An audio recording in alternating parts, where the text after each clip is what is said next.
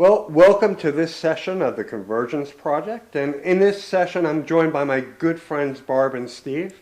And we're going to be talking about the difficult texts in the New Testament which have been used to condemn LGBTQI individuals. So, hi Barb, hi Steve. Thank you so much for joining me. And if you would, could you just share just a little bit about your religious background and where you guys come from? Sure. Absolutely.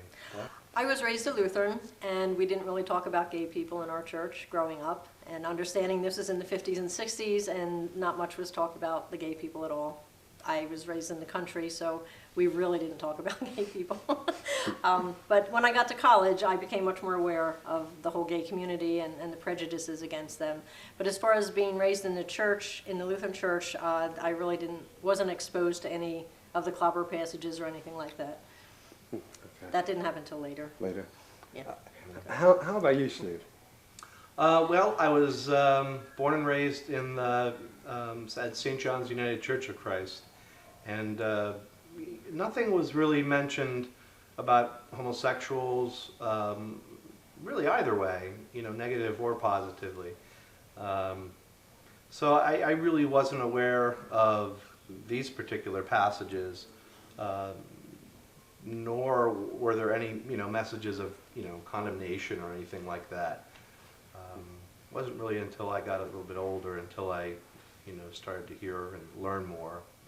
And it was probably about college as well until I was aware of them. And what kind of passages were used in that initial context to condemn LGBT folks? What passages? Sodom and Gomorrah probably is the biggest one that I recall at that time. How about any New Testament passages? No. Leviticus 20. Everybody was holding on to... Yeah, things in Romans, the story of Sodom and Gomorrah were pretty much the heavy hitters that I remember. All right. So how did the use of or the misuse of these passages impact your lives, or did it?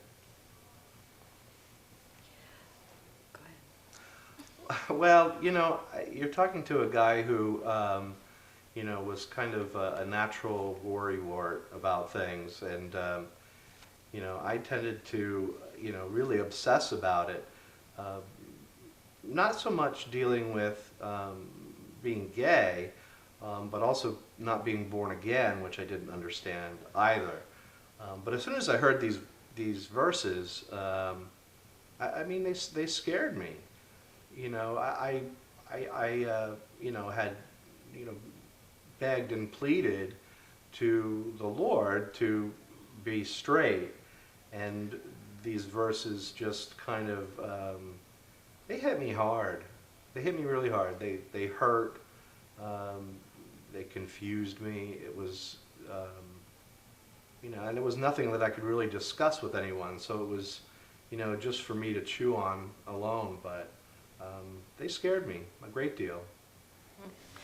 I didn't come out till I was in my 40s, so by that time I knew who I was and I had my relationship with God established, and I have to say they didn't really bother me. I just somehow believed that it couldn't be that way, and the interpretations were wrong, or something was wrong about the attacks on us because God wouldn't be that way. So I think I was a little bit more fortunate in not even being aware of my own sexuality till I was much more mature and could deal with it in a much more positive way. And Barb, you're part of the Silent Witness program. Could you tell us a little bit about Silent Witness? Yeah, the Silent Witnesses are a group of people, Silent Witness peacemakers, who go to different GLBT events and put up a protective barrier using rainbow-colored umbrellas to protect LGBT folks going into the activity from street preachers who are condemning us, who have their signs and our megaphones and are shouting, using passages. Yes, using the Bible to condemn us and tell us we're going to hell. So we do not speak to them. We just block the way and let the LGBT people go into the event without being as harassed as they could be. And some people get extremely upset and go after them, and we need to stop them physically. And it gets very emotional because these passages hit home with a lot of people, especially families with young kids who are coming into a gay pride event, and they're told horrendous things, and they sometimes go after the street preachers because of the hatefulness that they're expressing. You know, in Steve, going back to how you processed these passages and how you worried about them, was there any insight or particular event that freed you from obsessing about these passages? Well, it really wasn't until I returned after a decade of being out of the church, and MCC was really the pivotal point in my life where I learned that there wasn't a selection of people that God loved, and that things that I thought were an abomination were actually gifts. So coming to this place really changed my whole mindset. At the same time, I was also doing Silent Witness, and it was kind of interesting, the dichotomy, as I was coming here on a Sunday, and I was listening to some really wonderful stuff that empowered me and made me feel as though I wasn't an abomination. And then I would go to these events and I would have them yelling these things into the back of me. So I don't know, because there was still a part of me that had that what if they are true?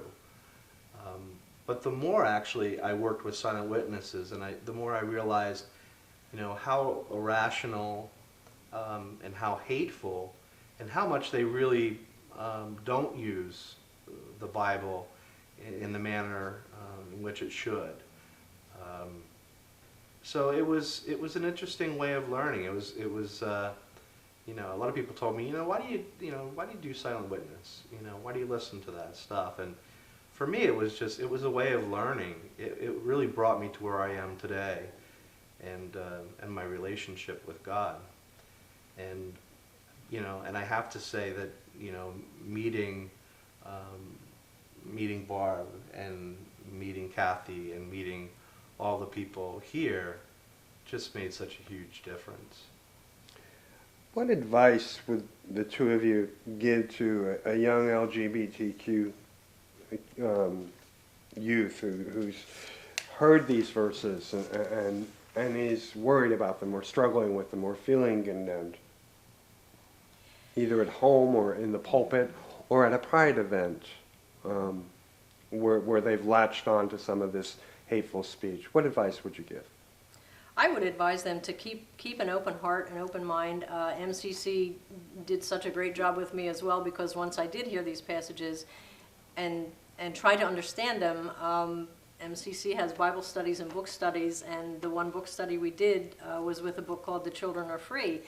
And it goes through every one of the clobber passages, and it talks about how the interpretations are so different. And when you really look into the Greek and the history of the words, they're not anything like these street preachers are saying. And in reading this book, I cried several times because it's so not true. And I would tell the youth to open their minds and read and find out more about what these horrible people are saying about us, because it's not true. It's not in the Bible.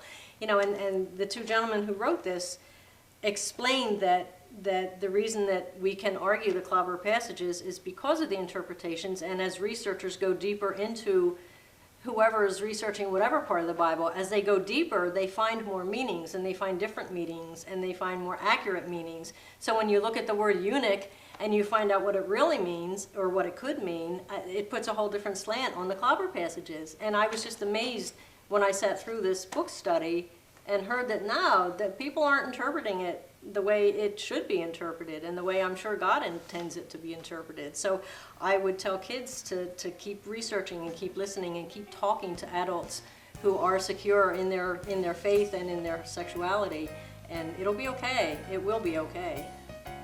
Well, thank you both for joining me. You're welcome, Robbie. It was an honor to be part of this.